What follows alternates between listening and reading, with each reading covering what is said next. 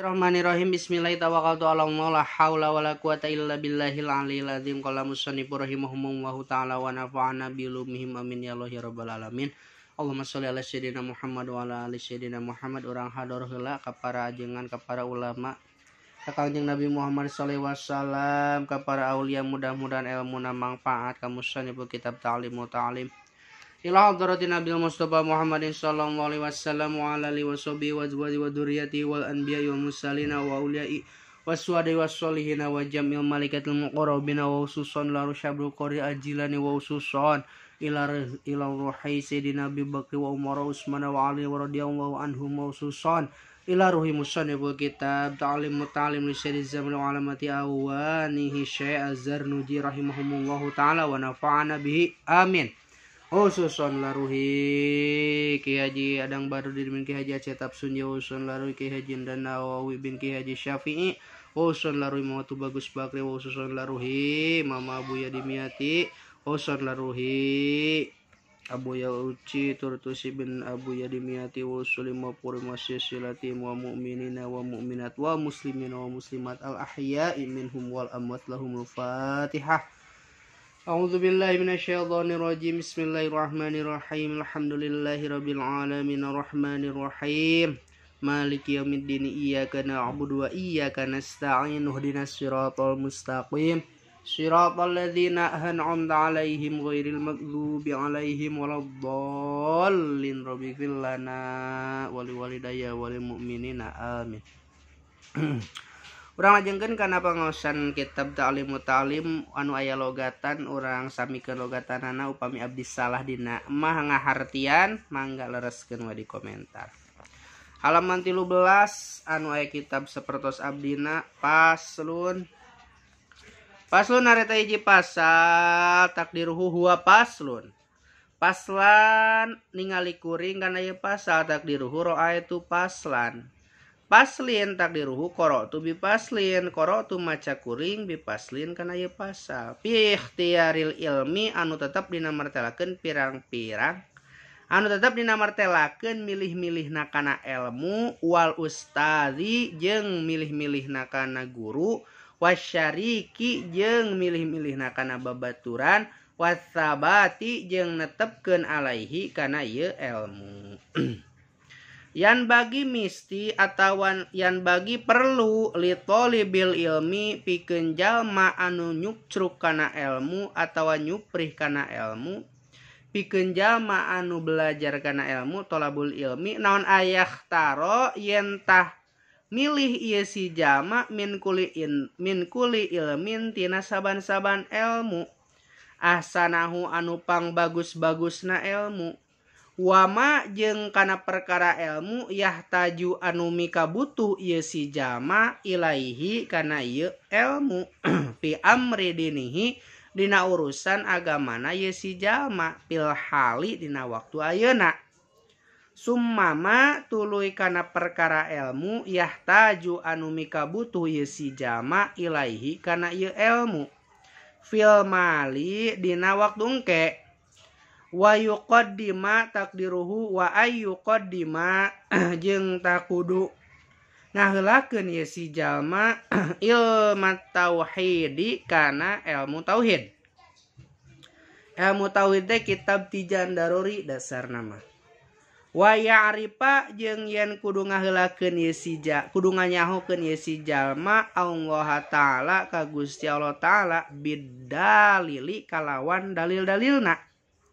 Pa inna imanal muqallidi mangkasanya nyana iman muqallid wa ingkana jeung sok sanajan bukti ieu iman muqallid sahihan eta sah ingdana dina mungguhing urang sadaya lakin yakunu tetapina bukti ieu iman muqallid iman taklid hartina iman muqallid teh iman taklid atawa taklid buta. Jadi taklid buta teh sok sanajan sah dituturkeun ku urang sadaya lakin yakunu tetapina bukti ieu iman muqallid teh asiman eta dosa bitarkil istidlali ku sabab ninggalkeunana kana pirang-pirang dalil. Taya iman taklid artina taklid buta teh sama sah tapi dosa sabab urang teh nyaho kana dalil-dalil naon sifat-sifat anu aya di Gusti Allah jeung dalil-dalilna. Sifat Allah anu wajib aya di Gusti Allah teh aya 20 cek di tijan teh panan. Wajib 20, mustahil 20, anu wenangna hiji. Jadi total 40 hiji. Tambah sifat anu di Rasul wajib 4, anu muhalna anu mustahilna 4, anu wenangna hiji tambah 8, 40 hiji tambah 8 total 50. Jadi sifat wajib anu dikanyahokeunna di Gusti Allah jeung sifat anu mustahil jeung anu wajib di Rasul jeung anu mustahil di Rasul jeung anu wenangna teh kabehna teh 50 sifat. Anu 50 sifat teh kudu apal jeung dalil-dalilna. Contona wujud kidam bako nah eta kan hiji wajib wujud muhal Allah Adam hartosna Allah aya mustahil Allah teu aya. Dalilna wajib wujud ayana sakabeh alamun Allah teu aya alam moal aya. Eta contoh dalilna sifat wujud. Contohna eta. Sifat kidam naon dalilna? Kayak aya dina kitab Tijan Darori. Jadi wajib ti heula urang belajar kana ilmu wa yuqaddima kudu ngaheulakeun kana ilmu tauhid jeung nganyahokeun kana ka Gusti Allah jeung sifat-sifatna beh urang teh henteu taklid buta gitu. Bila kitu lali wa yakhtaro jeung yen ta kudu milih si jalma al atiqo kana ilmu anu ayana ti heula dunal muhdatsati ulah belajar kana ilmu anu anyar-anyar aya. Jadi kudu belajar ilmu anu tiba heulana aya ulah anu anyar-anyar. Qalu ngadawu para ulama alaikum kana basa alaikum kudu netepkeun aranjeun kabeh bil atiqi kalawan ilmu anu halaleubeul ayana wa iyyakum jeung kudu sieun aranjeun kabeh wa muhdatsati tina pirang-pirang ilmu anu alanyar. Wa iyyaka jeung kudu sieun anjeun antas tagila yen tah katungkul anjeun bihadzal jadali kana ieu papaduan ilmu jadal ilmu perdebatan. Kudu sieun anjeun kana ilmu perdebatan teh ulah belajar ilmu debat-debat gitu kana perdebatan alladzi anu jadal dhaharo anu dohir ayana ba'dang kirodil akabiri dina sabada henteu arayana gegeden anu aragung minal ulama'i tina buktina pirang-pirang para ulama. Pa innahu mangkasanya nyana ieu ilmu jadal ilmu perdebatan yubidu eta mata ngajauhkeun ieu ilmu perdebatan ilmu jadal at-thaliba kajal maoneangan ilmu anil fikih tina ilmu fikih. Bakal ngajauhkeun ilmu perdebatan tina ilmu fikih. Wa yudoyi'u jeung bakal nyianyakeun ieu ilmu perdebatan teh al umro kana umur. Wa yurisu jeung mata ngawaris ieu ilmu jadal teh al wahsata kana kasalempangan salempang hariwang. Wal adawata jeung kana permusuhan mata ngawaris kana permusuhan ilmu perdebatan teh.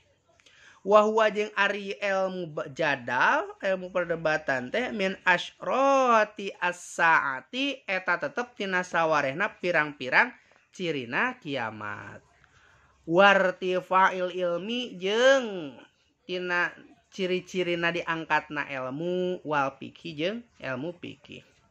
Jadi lamun aya loba ilmu non debat gitu teh eta ciri-ciri ilmu fikih diangkat ku Gusti Allah jeung ilmu-ilmu nu lain jeung ciri-cirina kiamat. Ulah belajar urang kana perdebatan jeung ulah urang ikut kana perdebatan.